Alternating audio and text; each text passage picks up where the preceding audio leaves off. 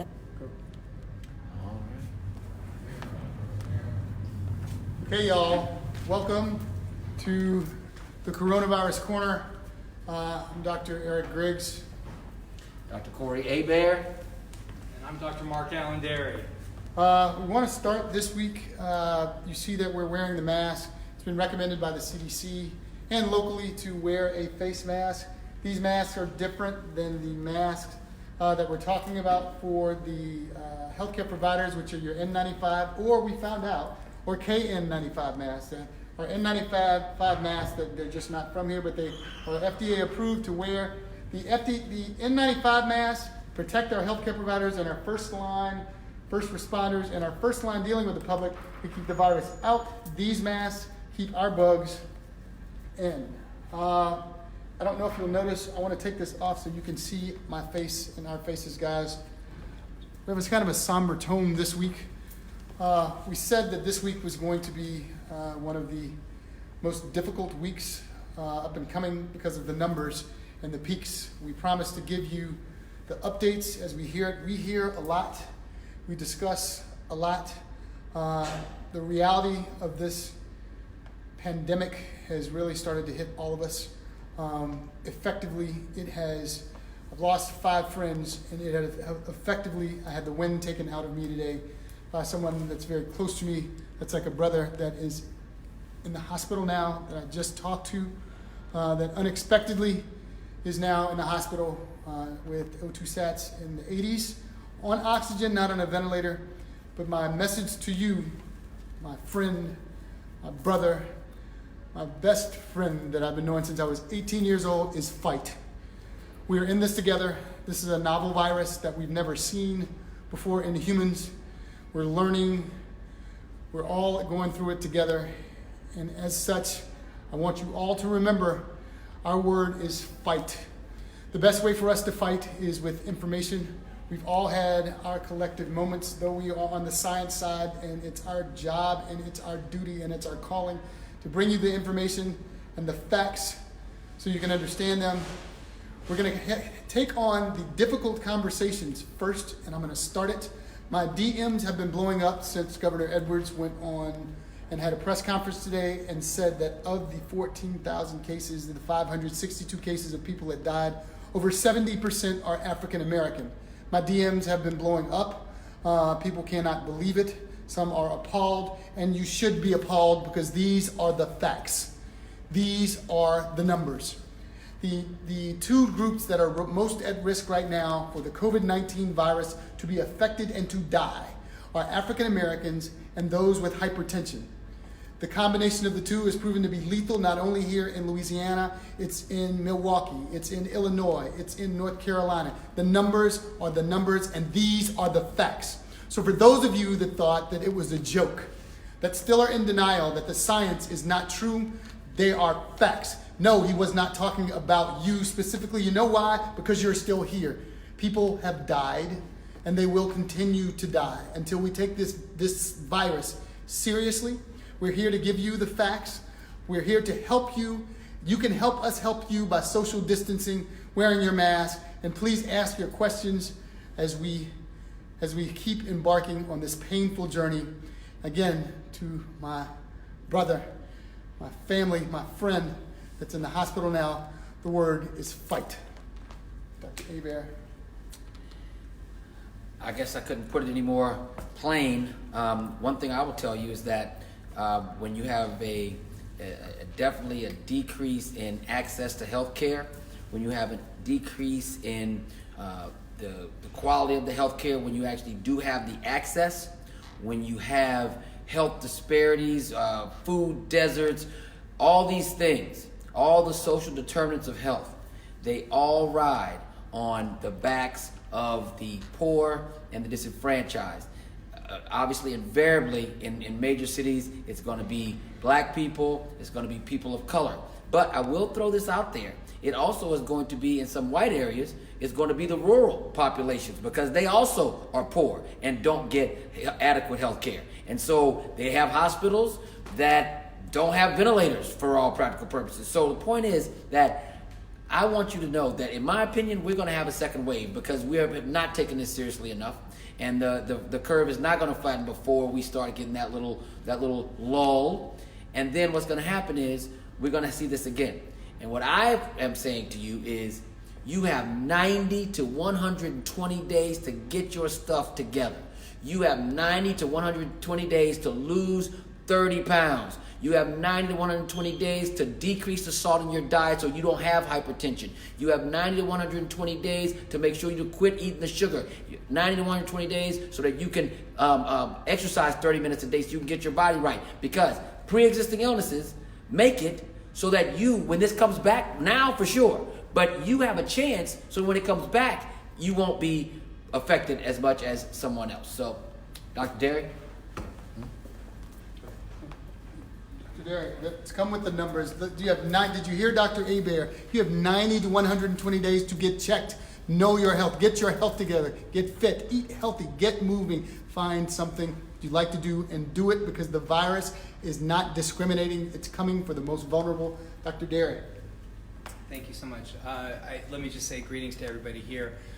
There's no way that I could top what either these two said. Not that I would ever try to top it, but there's nothing more that I can add except that it was with, I don't know if I was more appalled today finding out that 70% of people with COVID in Louisiana were from communities of color, or was I just so appalled by the fact that I'm not surprised by it anymore? Because these are the things that we see on a regular basis. And as an HIV doctor, I see HIV disseminate or right through communities of color, black and brown individuals. And that's largely because when we're talking about infectious diseases are simply diseases of the poor. And when we're talking about poverty is essentially just structural discrimination that's codified into law.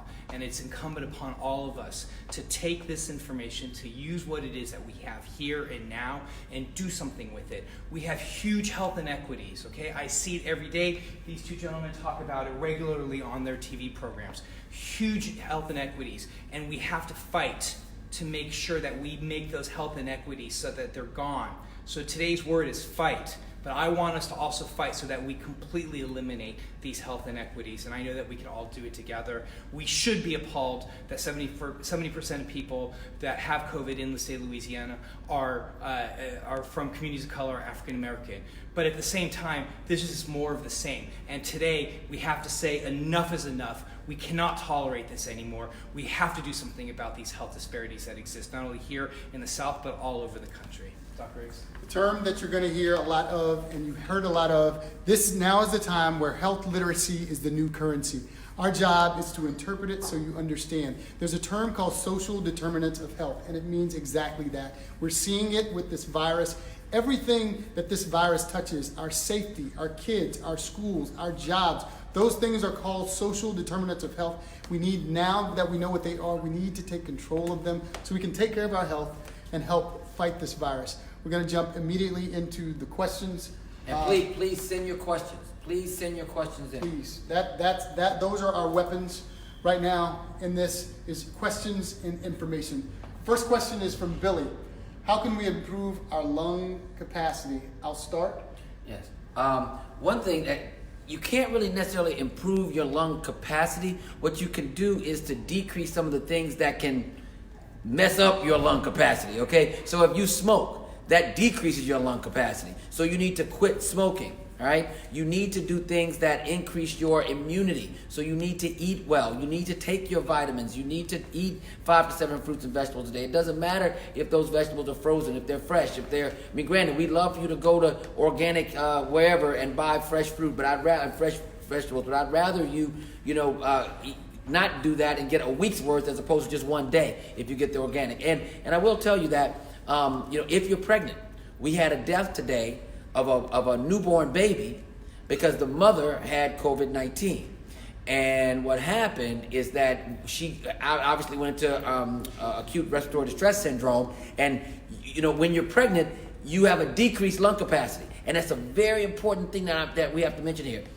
People that are obese, you have a decreased lung capacity because the obesity is pushing up on your lungs. So how can you improve? I'm going to go back here, Billy. How you can improve? If you're overweight, you need to lose weight. Okay, and there's no reason why we have to sugarcoat this stuff anymore. Okay, but back to the pregnancy. So when you're pregnant, it pushes up on your diaphragm, pushes up on your lungs, so you can't really have a good excursion. So you can't even perfuse yourself very well through your lungs when you're pregnant. That's why you're always short of breath. So when she got the disease, she definitely couldn't perfuse her own lungs, let alone the perfusion of the baby. So therefore, we have the loss. So lose weight, stop smoking, crack, weed, or cigarettes. Or vaping.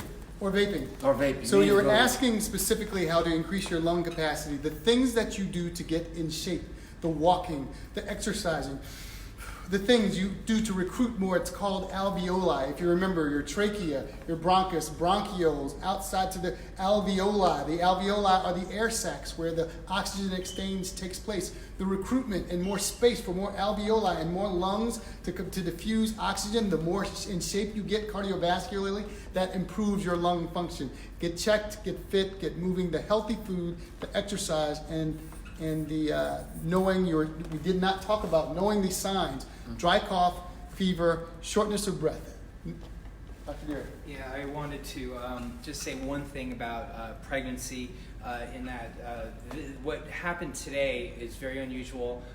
The studies that I reviewed over the weekend, I actually studied pregnancy and COVID. So typically with these epidemic viruses, Ebola, Lassa virus, influenza, they all have deleterious effects, not only on the women who are pregnant at the time, negative effects, or they also have sometimes can have negative effects on the baby. What we have seen in Asia, with the studies that are coming out of Asia, was that there have been no deleterious effects, there have been no negative outcomes with pregnancy and this COVID virus. What happened today in Baton Rouge, I am hoping is either an outlier or that she had a premature delivery. She went into premature labor at 22 weeks. I'm hoping that there are probably other things, there's other risk factors that, and you obviously know this way better than I do, being a pediatrician. So I'm hopeful that we'll find out a little bit more because we have not seen any adverse effects, bad outcomes with pregnancy COVID-19. I just wanted to sharpen that. Dr. Derry, can you answer Dorian's question? Dorian wants to know how long after having COVID-19 does a person's cough usually linger? So it's a great question, Dorian, and let me just say, there's two things that you have to figure here. One is that people who have COVID-19, who really have it, right, that it can take 3 to 6 weeks for people to get better. So people are saying, you know, fatigue, this has been going on for a long time. Yes, this is a novel virus. This is a brand new virus. This is not having a cold. This is not like having a flu. This is a completely new illness. And what we're finding is that symptoms can be prolonged upwards to 6 weeks. So that's for COVID-19. But what I want to talk about particularly is cough. And let me just say, cough is very important to treat. You never sit on a cough. It's very important for you to actively treat that cough with cough suppressants. Cough begets cough. The more you cough, the more you cough. You have to actually stop that circuit of coughing, and you could just go get over-the-counter Mucinex, works great, and the thing is that you have to take it around the clock. If it says to take it every 8 hours or every 12 hours, you have to set your watch to it, and you take it regularly, and then it usually takes a couple days for the cough to go away completely. Can I throw something out there? Because this is a question that we're getting, and I'm a little bit concerned because we don't know. And I think one of the things that these two guys and myself, we talk about a lot is that if people keep telling you that they know all this stuff, they don't know, okay? And so it's important to say when you don't know, okay? So what I want you to remember is we've been talking about 14 days, all right? You go back to work after 14 days.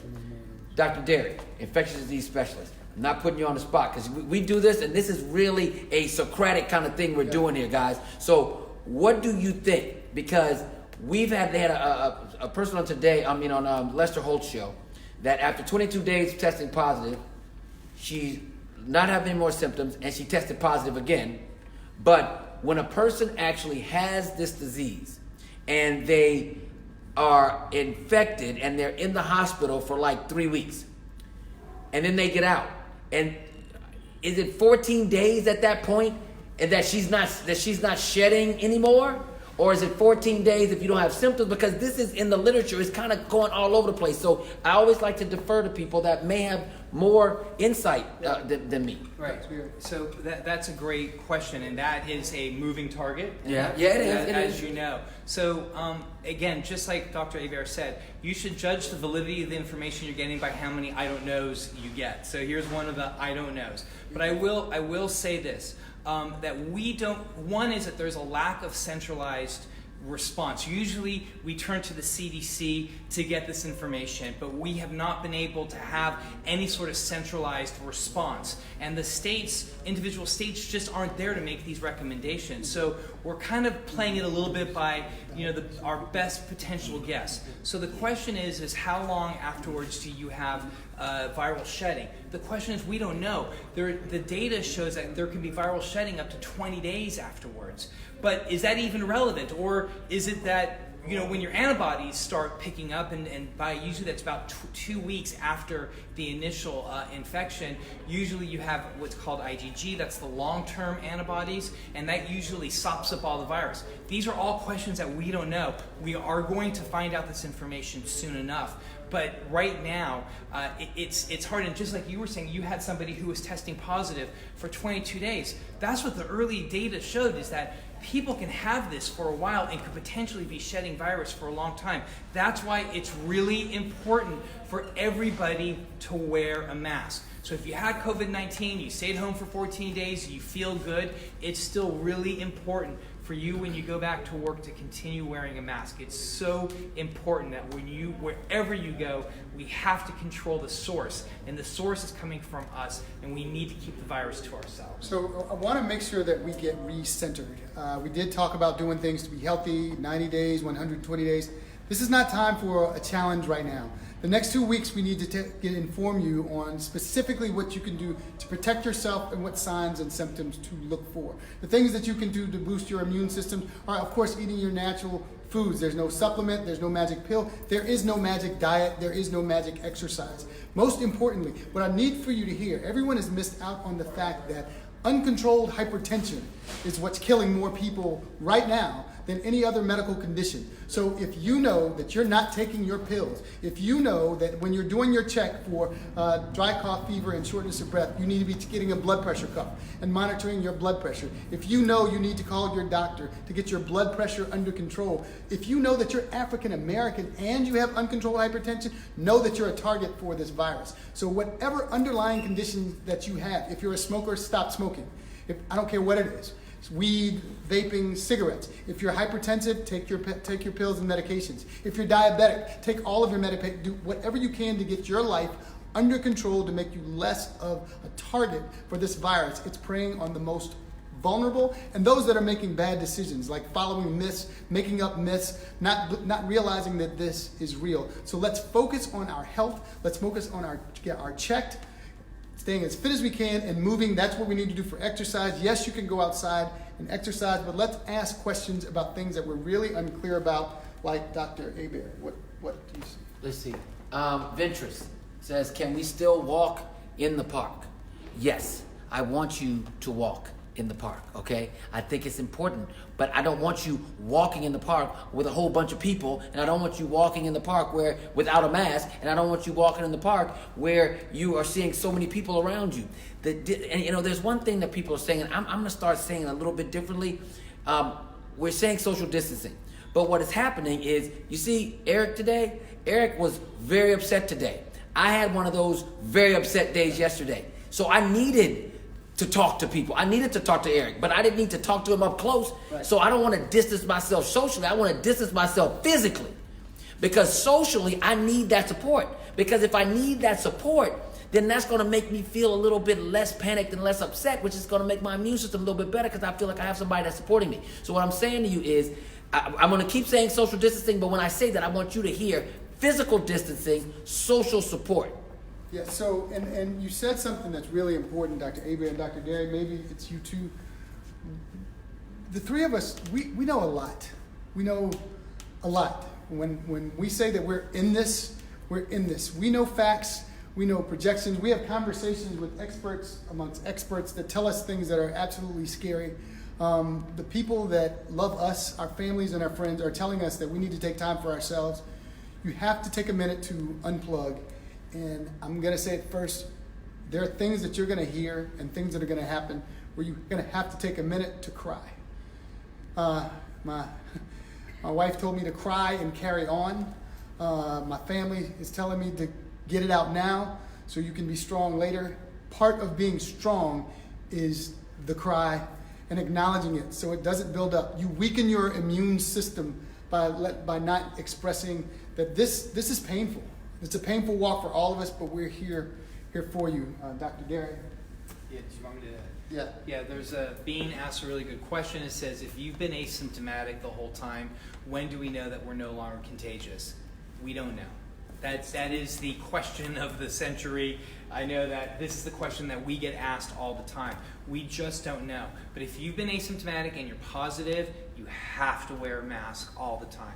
Because it's the asymptomatic, it's the individuals that are asymptomatic. These are the people who don't have symptoms. Can I just Yes, yes. No, I want you to say, if Bean was positive and asymptomatic, or if he was negative and quote unquote asymptomatic, meaning that Bean did Bean have a positive test and then become, what I'm trying to say is, like if you are asymptomatic, is he asking, everybody's asymptomatic, should I wear a mask, or did I have a positive test? I'm assuming maybe a loved one at home was positive. Okay, yeah, Just okay. assume that Okay. Wait, but the answer is, because based on the studies, the answer, even if you don't have symptoms, should you wear a mask? Yes. Yes. Yes, The answer is yes. Yes. Whether Yes. Everybody you don't should know be whether wearing a mask. we all don't know whether or not we have it. So everybody needs. And that's what to wear a mask. I couldn't. But you know what though? Have we told them why?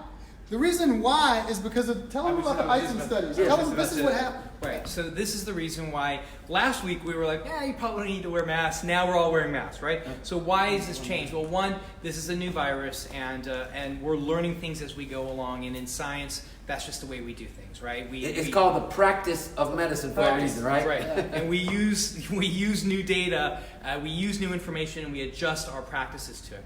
So what happened in the course between last week and this week was several very important studies were released. One was that the government of Iceland released their testing data, and what they found was that 50% of people who tested positive were asymptomatic. They did not have symptoms. So they were positive. They were expelling virus. As they were talking, as they were coughing, sneezing, and laughing with somebody, they were like, I'm not sick, so I can... And talking.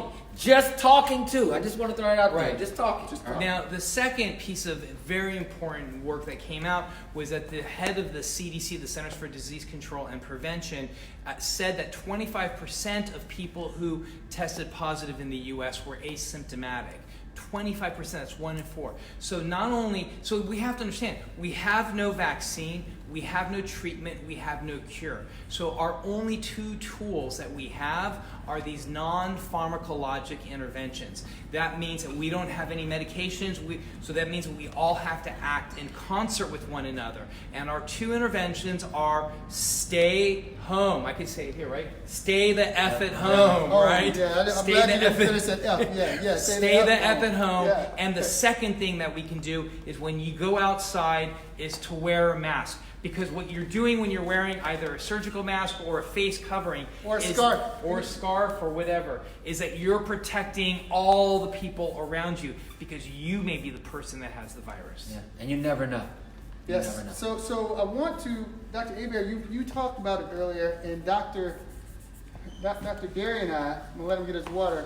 We've been talking about it all day. The three of us talk to each other all day, but you mentioned this thing could come in waves. So if we can all just talk about the waves that we're talking about, just because it comes through now, and the reason Dr. Hebert was talking about 90 days, you have 90 days to get checked, get fit, get moving, and get it together, take your meds and be healthy, is because this thing, even though it's a lull, the moment we go back, it could come back, and it will come back. We can expect it in waves. Dr. Derry, if you want to go deeper. Yeah, so let me just say that I am calling on our country, on our president, I am calling on all the governors that we now have a national stay-at-home for at least 30 days. Tell them the why, the wave. Right.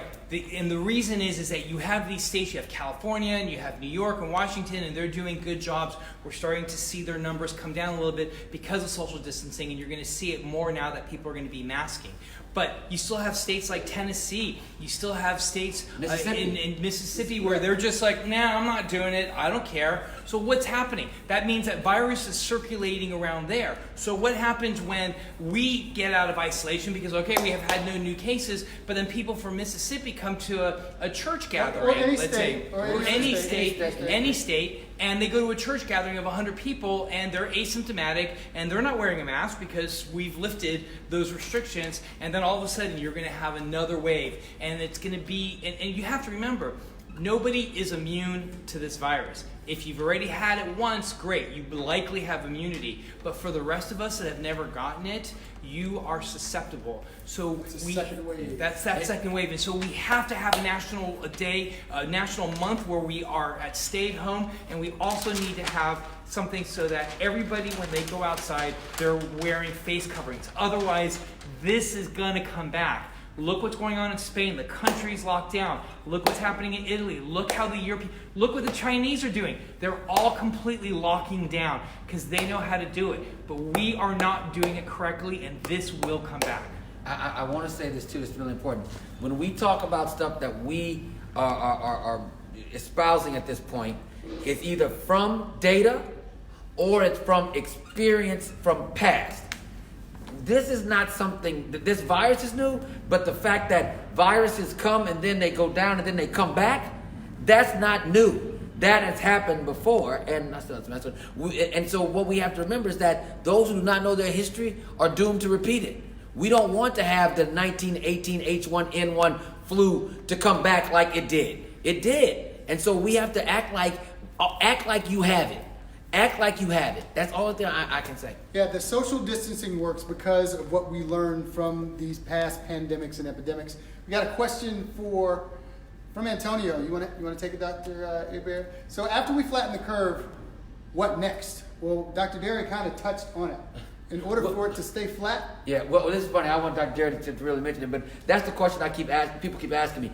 Man, when is this going to be over? And when I will say, I'll defer to him, and I'll say as a lead-in that we don't know when it's going to be over, but what we do know is it will be over when herd immunity takes over or we have a vaccine. And, I mean, let's and herd immunity is...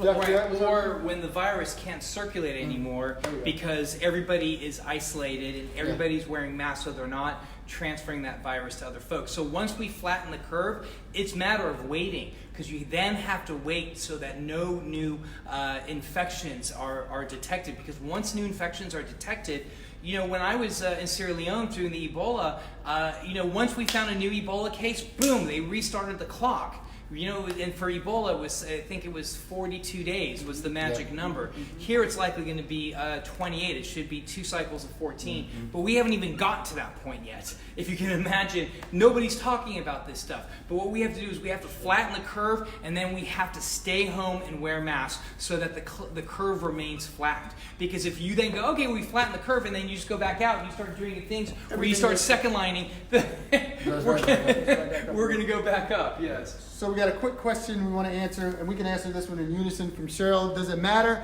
whether you take a bath or a shower at home? The answer is... Doesn't matter. Doesn't matter. We just please bathe. That's a good thing. Bathing is good, but it does not matter with this virus. Bath versus shower, it does not matter. Next question is from Casey. Casey asks, how often do you recommend we sanitize at home? I'm assuming you're talking about your mask. Your mask? So for the mask, these or she could mean like like your furniture. Well, let's do both. Let's do both. Furniture. Yeah. So I'll do masks and I'll let you guys do furniture. So for your mask, your facial mask, the coverings, the t-shirts, the scarves, whatever, you always want to wear them once, bring them back home, and wash them. Okay, that's the important thing, and it's the inside of the mask is where the germs are. That's where you want to make sure you wash them, and that's very, very important. You only wear a mask or a face covering once. So soap and water, hot water, cold water, doesn't matter. It's the soap and water, and give it a nice little scrub, and hang it out to dry. That's why you should have several masks ready for you. So this way, if you have to get up and go, you'll have one ready for you. Real quick, this is purely anecdotal, and I hate to say that when I say something, meaning that it's my logic that I'm saying this, but people ask me liquid soap or bar soap, and I say the soap doesn't actually kill the virus. No. So what I want you to do is to use liquid soap, because if you dip the dispenser with your arm, get the soap out, wash your hands, it goes away. You're never going to have all the virus off your hands, but if you use bar soap, you grab the dirty bar, then you use your hands, put the dirty bar back, wash your hands, get most of the virus off, then there's virus on that dirty bar. So it makes more sense, and I haven't done any studies on that, but what I will say is that that's what I do. But if you don't have access to Liquid soap. soap works. Like Yeah. you said, the virus, remember, is it's DNA, or RNA rather, genetic material wrapped in protein and a little bit of fat. The soap actually just helps the virus slide off your hand and go down the drain. Your question about sanitizing your house, you should sanitize as often as you possibly can. You want to wipe everything down, keep it as clean as possible. If you don't have the bleach or the peroxide, the ammonia, any of those things, soap and water works, but sanitize often. Yeah. Tracy. Yeah, I'm going to do Tracy, because I think it's a good question. Yeah. So Tracy, the question that you asked is, should I wear a mask at home if a family member keeps going out? That's the last Do you remember, the issue here is that the mask is protecting your virus from other people. So the person who should be wearing a mask is probably the person who's going out all the time. They're more likely. The mask is not to protect you from the virus. The mask, these masks and face coverings, are to protect others from your virus. It's meant to keep the virus in. So our last question, we're gonna end like we finished, and all of us will speak to it.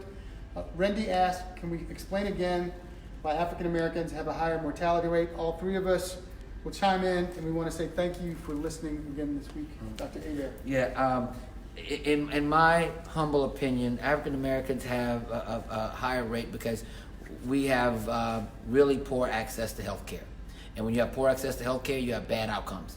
It doesn't matter. And one thing that you can never divorce, I was at the news station the day before I did a story, and they were like, well, a black woman who was a very intelligent black woman said, well, how much of this can black people be responsible for? And what we're still eating the chicken, we're still eating the salt, we're just still doing all that. But my thing is, you can never divorce the fact that if the system is set up, then the outcome is going to be the same. So you can't say it's my fault if I am always being stopped by the police, if I go to jail, if I didn't do anything to be stopped by the police. So I want you to take some ownership of this, but at the same time, if you know that you're going to have less healthcare that's not as good as a white man when you go to the hospital, then you can't say that your healthcare is as good, and the outcome is not going to be as good. So in that vein, on that line, and I'm glad he led it that way, but what you can take responsibility for is the fact that if you know you have hypertension, if you know you're not going to the doctor, if you know you're not in the shape that you should, if you know you have a medical condition, if you know this virus, let's take race out of it, is coming after people with hypertension, particularly uncontrolled hypertension, and you haven't been to the doctor, and you don't take your medications, and you don't check your blood pressure, yes, it's all you, it's on you. African Americans, we have the worst health outcomes, but that can all change because we had to know the facts and we had to go through it to get to it. So now we know that we need to get checked, get fit, get moving for the next 90 days, but you can do this right now. Manage your diabetes, manage your hypertension, manage your asthma, stop smoking. I'm going to say it again, stop smoking. This is a respiratory virus that is attacking your lungs, so structural damage to your lungs puts you at risk. Manage, take accountability, because this is on you. I just want to say thank you to you two guys. It's always an honor. Thank you guys for listening. I'm going to go a little further than what Dr. Hebert or Doc Rick says. We live in a racist society, and that's just me being perfectly frank. And our healthcare system is based deeply on structural discrimination and racism. I wish it wasn't like that. Unfortunately, that's the way it is. I personally have set up my life, and my life's research is to try to overcome that structural racism and that structural discrimination that exists within the healthcare system. Now, that is the response. That is why we have such huge healthcare disparities. So we all have to work together so that we can make those health disparities go away. We have to work together. And the only thing left for those that are listening is if you have comorbidities, if you have other illnesses, please make sure you're taking your diabetes medications. Please make sure that you're taking your blood pressure medications. We will do telehealth calls. If you don't have a doctor, please contact Access Health Louisiana. Yes. We want to see you. We are not turning anybody away. We are doing telemedicine, and if you don't have the ability to do a video call, we do telephone calls. But it's so imperative that you take care of yourselves, you take care of your families. I know that we can do this together. And so much love and so much respect to all of you. Most importantly, thank you for watching, and we'll see y'all next week.